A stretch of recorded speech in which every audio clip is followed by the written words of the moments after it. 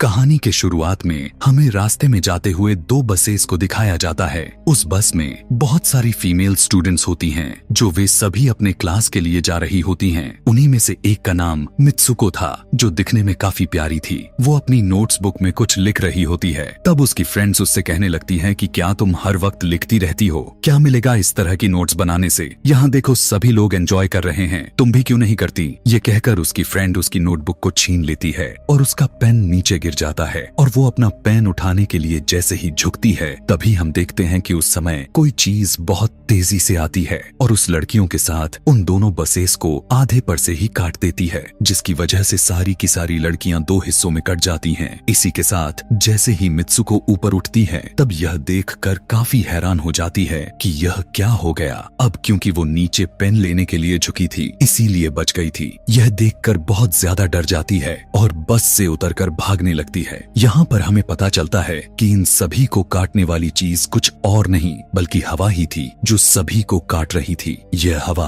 अब मित्सुको के पीछे भी पड़ जाती है। यह देखते हुए मित्सुको चिल्लाते हुए काफी तेजी से भागने लगती है। भागते समय उसे आगे 4 लड़कियां और भी दिखाई देती हैं और वो उन्हें झुकने के लिए कहती हैं, लेकिन काफी देर हो चुकी थी। वो हवा उन्हें भी आधे पर से काट कर चली जाती है। लेकिन उनमें से मित्सुको एक लड़की को बचा लिया था कि तभी इन्हें कुछ साइकिलिंग करते हुए लड़कियां नजर आती हैं, जो कहीं पर जा रही थीं। उन्हें भी ये बचाने की कोशिश करती हैं, लेकिन वो हवा उनके साथ भी वही करता है जो अभी इनके दोस्तों के साथ हुआ। और इसी दौरान वो लड़की भी मारी जाती है, जिसे अभी उस अदृश्य चीज से बचाया था। अब वो यह देखकर काफी डर जाती है और वो इधर उधर भागने लगती है। आगे हम देखते हैं कि मित्सुको जब एक नदी के पास जाती है, तो वो यह देखकर हैरान हो जाती है कि उस नदी में भी पहले से बहुत सारी डेड बॉडीज पड़े हुए थे, जिसने हवा ने यानी उस अदृश्य चीज ने काट दिया था। वहाँ से वो एक डेड बॉडी के कपड़े लेकर चेंज कर लेती है। अगले सीन में हम देखते हैं कि मित्सुको चलते चलते एक स्कूल में पहुंच चुकी है, जहाँ पर और भी बहुत सारी फीमेल स्टूडेंट्स थीं।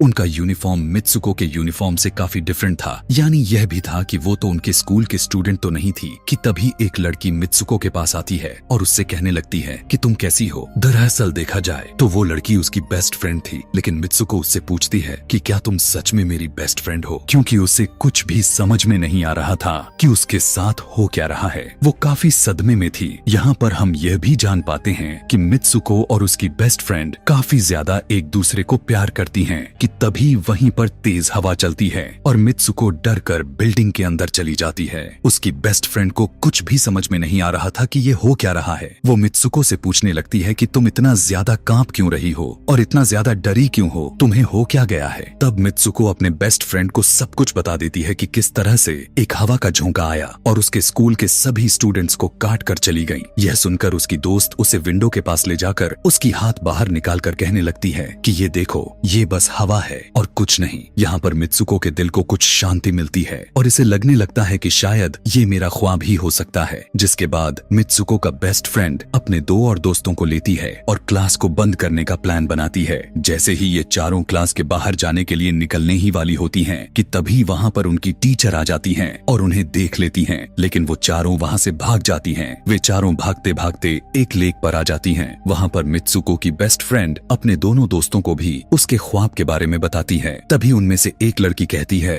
कि हो सकता है कि यह सच हो, जैसे मिरर वर्ल्ड होती है जहाँ पर इस दुनिया से ऑपोजिट यानी उल्टा होता है। यह कहकर वो तालाब में एक पत्थर फेंक कर कहने लगती है कि देखो, यहाँ पर मैंने तो पत्थर फेंका है, लेकिन हो सकता है कि दूसरी दुनिया में मैंने ऐसा ना किया हो। कि तभी अचानक से उस तालाब में से एक क्रोकोडाइल निकल कर आता है, उसमें से एक लड़की को खा जाता है। फिर वो लड़की कहने लगती है कि देखो, मैंने कहा था ना, जो इस दुनिया में होता है वो उस दुनिया में बिल्कुल भी नहीं होता, और जो उस दुनिया में हो रहा है वो इस दुनिया में नहीं हो सकता। तो इसको भी उसी दुनिया में मगरमच्छ ने खाया है। और यहाँ पर ये देखो, ये तो बिल्कुल सेफ है। उसी लेक के पास एक बिस्तर यानी एक बेड नजर आता है। ये चारों उस बेड से तकिए को उठाकर खेलने लगती हैं कि तभी हम देखते हैं दूर से 2 लड़कियां इन्हें देख रही थीं। उन दोनों लड़कियों में से एक ब्राइडल बनी हुई थी, क्योंकि ये दोनों लड़कियां आपस में एक दूसरे से शादी कर ली थीं। जिसके बाद उनमें से एक फ्रेंड बताती है कि हमें कुछ ऐसा करना होगा जो उस दुनिया में इम्पॉसिबल हो, क्योंकि हमारे किस्मत तो पहले से लिखी जा चुकी है, लेकिन हम इसे बदल भी सकते हैं। जिसके बाद ये सभी लड़कियां अपने स्कूल में वापस आती हैं और नेक्स्ट लेक्चर लेने के लिए क्लास में चली जाती हैं कि तभी मित्सुको देखती है उसके पास एक तकिया पड़ा हुआ है।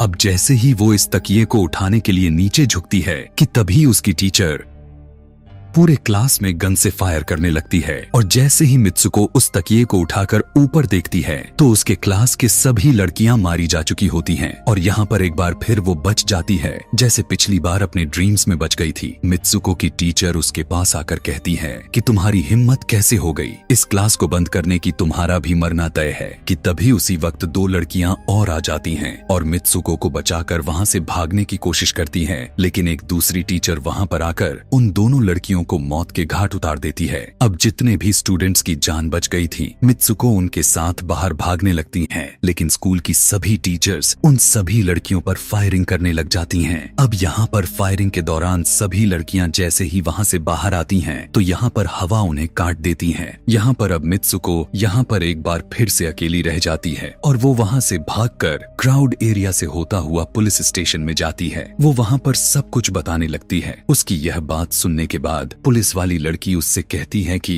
लेकिन तुमने स्कूल वाली कपड़े तो नहीं पहने हुए हैं। और जब वो उसके सामने एक मिरर को रखती है तब मित्सुको उस मिरर में देखती है कि वो तो एकदम से बदल गई होती है और लोग उसे मित्सुको के नाम से नहीं बल्कि उसे किसी और नाम से बुला रहे थे। यहाँ पर हमें पता चलता है कि उसकी शादी होने वाली थी। तब वही पुलिस ऑफिसर उसे उसकी शादी के लिए लेकर जाती है। यह देखकर आसपास के लोग उसे कॉन्ग्रेचुलेशंस दे रहे थे। अब जैसे ही वे सभी उसे लेकर चर्च पहुंचते हैं तो मित्सुको को बेस्ट फ्रेंड भी वहीं पर मौजूद होती है। मित्सुको उससे पूछने लगती है कि यह सब मेरे साथ क्या हो रहा है। तब उसकी दोस्त उससे कहती है कि अभी खामोश रहो, हम अभी किसी के कंट्रोल में हैं, बस जैसा मैं कहूँ तो तुम वैसा ही करो। और यह कहते हुए वो उसका वेडिंग ड्रेस पहनाती है और उसे वहाँ जाने के लिए कहती है। अब जैसे ही वो अपनी मैरिज सेरेमनी के लिए आगे बढ़ती है तो वहाँ की सभी लड़कियाँ उसका मजाक उड़ाने लगती हैं। यह देखकर उसकी बेस्ट फ्रेंड एक एक करके सभी को मारना शुरू कर देती है। जिसके बाद जैसे ही मित्सुको आगे बढ़ती है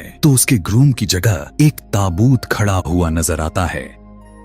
उस ताबूत को खोले जाने पर एक बड़ा पिग बाहर निकल कर आता है। मित्सुको उसे देखकर काफी ज्यादा डरने लगती है और एक टूटी हुई बोतल से उस पर अटैक कर देती है। जिसके बाद मित्सुको और उसकी बेस्ट फ्रेंड चर्च से भागते हुए बाहर आ जाती हैं। यहाँ गेट पर भी दो लड़कियां इन्हें रोकने की कोशिश करती हैं, लेकिन मित्सुको की बेस्ट फ्रेंड इन्हें मारकर वहाँ से भाग जाते हैं। उधर मित्सुको दूसरी तरफ भाग रही थी क्योंकि अब उसे लगने लगा था कि उसके साथ कुछ ज्यादा ही गलत हो रहा है। आगे जाने पर एक और मिरर में खुद को देखती है तो वो एक बार फिर से खुद को बदला हुआ पाती है। अब जिस जगह पर मित्सुको थी वहीं पर रेस हो रही थी कि तभी उसके पास कुछ लड़कियां आकर उससे कहने लगती हैं कि तुम तो बहुत अच्छी रेसर हो, खड़ी क्यों हो, भाग क्यों नहीं रही। और जब वो भागना स्टार्ट करती है तब वो खुद में काफी एनर्जी फील करने लगती है। जिसके बाद मित्सुको रेस जीतने की पूरी कोशिश करने लगती है। भागते समय उसे अपने डेड फ्रेंड्स भी नजर आती हैं जो कुछ वक्त पहले उसके स्कूल में मारी जा चुकी थीं। कि तभी उसी वक्त उसकी बेस्ट फ्रेंड भी आ जाती है। तभी ये दोनों नोटिस करती हैं कि वही पिग और वो औरतें जिन्होंने इनको चर्च में रोक रही थीं, वो सभी इन्हीं के तरफ आ रही थीं। भागते समय कुछ लड़कियां मित्सुको से कहने लगती हैं कि इस दुनिया से बाहर चली जाओ। इसके बाद हम आगे देखते हैं कि मित्सुको भागते भागते एक सुनसान अंधेरी जगह पर आ जाती है। वहीं पर कुछ स्टूडेंट्स नजर आती हैं जिन्होंने यूनिफॉर्म पहना हुआ था। वो सभी लड़कियां मित्सुको से कहने लगती हैं कि हम सभी मरे हुए हैं और तुम्हें भी मार देंगे। लेकिन तभी मित्सुको की बेस्ट फ्रेंड वहां पर आकर उस लड़की को मारकर वहां से मित्सुको को भगा ले जाती है। मित्सुको की बेस्ट फ्रेंड उसे अपना नाम जोर जोर से पुकारने के लिए कहती है, जिस पर मित्सुको अपना नाम जोर जोर से लेने लगती है। इसी के साथ मित्सुको अपना असली रूप में वापस आ जाती है। उसकी बेस्ट फ्रेंड उसे अपना हाथ दिखाते हुए कहती है कि प्लीज मेरे हाथ में जो वायर लगी हुई हैं उसे बाहर खींच दो ताकि मैं इस दुनिया से बाहर जा सकूं। लेकिन मित्सुको को डर भी था कि कहीं यह वायर खींचने से उसकी जान न चली जाए। और क्योंकि मित्सुको अपने बेस्ट फ्रेंड को काफी ज्यादा प्यार करती थी इसलिए वो ऐसा नहीं करना चाहती थी, लेकिन ज्यादा उसे फोर्स करने पर वो उसकी वायर्स खींच देती है। वायर खींचते ही उसकी बेस्ट फ्रेंड की बॉडी दो हिस्सों में बट जाती है और तभी उसी वक्त उसे एक गेट नजर आती है। उस दरवाजे से बाहर आने पर वो देखती है कि अब वो आदमियों की दुनिया में आ चुकी है। वहीं पर उसके पोस्टर्स भी लगे हुए थे। जिस पोस्टर को कुछ लड़के देख रहे थे तभी एक लड़का मित्सुको के पास आकर कहता है कि तुम फ्यूचर में हो। इस बात को सुनते ही वो बेहोश हो जाती है। कुछ टाइम के बाद जब उसे होश आता है तब वो आगे बढ़ती है। तब वो देखती है कि एक बूढ़ा आदमी गेम खेल रहा होता है और उसी गेम में मित्सुको वही कैरेक्टर नजर आती है जो अभी बनी हुई है। मित्सुको को देखते ही बूढ़ा आदमी कहने लगता है कि मैंने ही इस गेम को बनाया है और मैं ही हूँ जो तुम लोगों को कंट्रोल कर रहा हूँ। तुम तो बहुत पहले मारी जा चुकी थी, लेकिन मैंने तुम्हारा डीएनए लेकर तुम्हें फिर से बनाया। मित्सुको को जब यह बात सुनकर उसे पता चल जाता है कि यह एक गेम है तो उसे लगता है कि शायद मैं अभी भी अपने दुनिया में जा सकती हूँ कि तभी उसी समय एक आदमी आता है और मित्सुको को अपने पास बुलाने लगता है। तब वो बूढ़ा आदमी मित्सुको से उसकी आखिरी लेवल को कंप्लीट करने के लिए कहता है। वो आगे बढ़ने लगती है कि तभी मित्सुको को अपने दोस्त की कही हुई बात याद आ जाती है कि अगर हम इस दुनिया में कुछ ऐसा करेंगे जो दूसरी दुनिया में इम्पॉसिबल हो तो तुम इस गेम से बाहर आ जाओगी। और इसी के साथ वो इस आदमी का गला दबा देती है और कहने लगती है बस करो हमारे साथ खेलना। यह कहकर मित्सुको उस बूढ़े आदमी की छड़ी को उठाकर अपने पेट में घुसा देती है, जिस वजह से उसकी मौत हो जाती है। और यहाँ पर हम देखते हैं कि बूढ़ा आदमी यह सोच भी नहीं सकता था कि मित्सुको ऐसा कुछ कर सकती थी और इसी के साथ उसकी डेस्टिनी पूरी तरह से चेंज हो जाती है। वो इस दुनिया में यानी गेम में तो मर चुकी थी, लेकिन असली दुनिया में वो अभी भी जिंदा थी। आगे हमें ये भी दिखाया जाता है कि मित्सुको के बाकी के कैरेक्टर्स भी किसी न किसी वजह से अपने आप को मार लेते हैं और अब वे सभी गेम का पार्ट नहीं थे। अगले सीन में हमें मित्सुको को बर्फीले जगह पर लेटा हुआ दिखाया जाता है और अब वो अपने रियल वर्ल्ड में आ चुकी थी। और इसी के साथ यह दिमाग घुमा देने वाली कहानी यहीं पर खत्म हो जाती है। आगे और भी ऐसे ही एक्सप्लेनेशन मूवीज देखने के लिए कमेंट में नेक्स्ट लिखना ना भूलें। Thanks for watching.